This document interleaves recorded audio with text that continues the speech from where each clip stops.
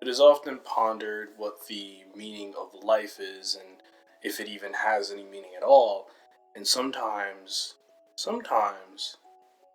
it may just be a simple thing that we are on a rock in space, hurtling around a giant hotter rock. And the things that keep us here are vast, enormous, and grandiose. Ultimately, they just may be the things that are containing us here. Something sweeter that may contain us here is the holding hand, of which may feed, which may bathe, which may clothe us. It's our families and the people that care for us. Love is something that holds us and tethers us to life. And if you ask Iceage, the holding hand is a very eerie and existential soundscape, which features a voice that sort of hurtles in and then hurtles out. And you have these very sort of borderline creepy little wind chimes that will pop in, and you have this guitar that doesn't start slamming in until about the second half of the song. And it's very, very sort of mysterious. There's a mystique that exists within this song, talking about how there's this formless thing that is now smoke.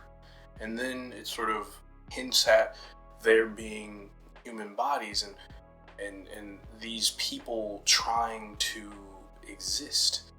And all they are these distant calls of sound. And what that makes me think of is sort of like how light years work, where light years essentially are us being able to see a star, but we're only really seeing the echo of a star. We're not seeing it in its current form.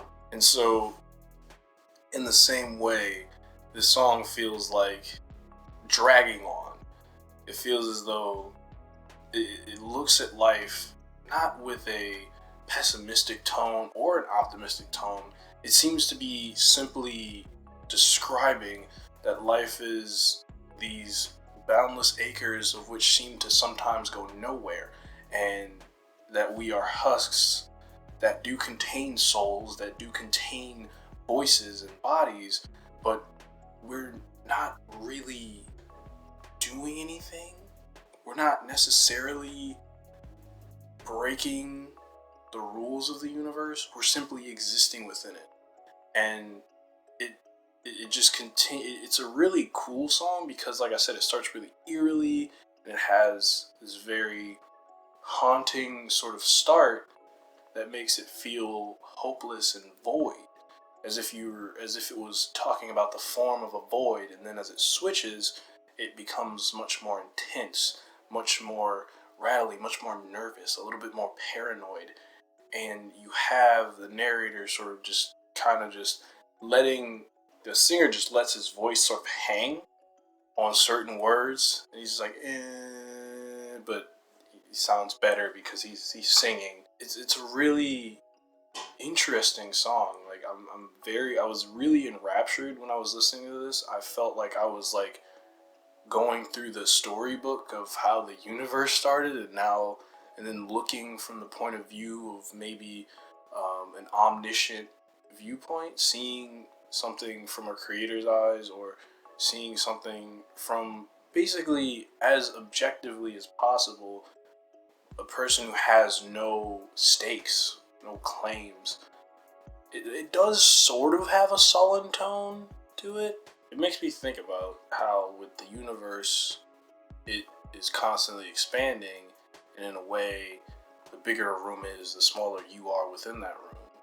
And so if someone was to look down upon Earth and see millions upon millions upon millions of people scurrying around doing things that they considered important, it would look incredibly small from a bigger viewpoint. And that's sort of why I think when there's these lyrics referencing the idea of just distant call of sound, it's more hanging on to whatever brings us life, whatever makes the life meaningful, even if we are aware that there are certain aspects to existence that inherently will only mean something to us. And that's okay. Friggin' universe is huge. I was very captured by this song. I was like, wow, and it's a bit of a slow build up. It definitely has a bit of a slow build up, but as it continues, it just becomes much more. It evolves and shifts, and it's not one that's supposed to choke you or make you super excited. I think it just feels very thoughtful. It feels very introspective. Or no, I guess it feels like it's looking at a macrocosm. It feels like a macrocosm of a song where it's looking at something. It's an observer rather than a participant. Dope song. Very really interesting song. The Holding Hand. Iceage.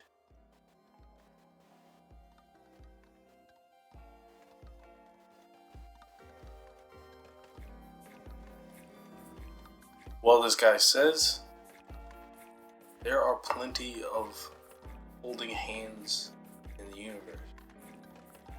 It's like literally a billion people. That's a lot. How many hands is that? My God, there's two. It's like 2 billion hands. Okay, there's too many hands in this. I don't know if I like this. I don't know how I feel about this. Crazy. That many hands.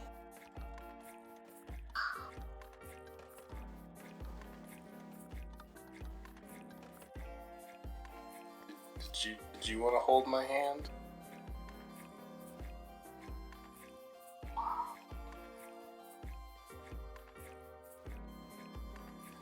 She just wanted to be in the chair for like 2 minutes so she could look at something. I don't know.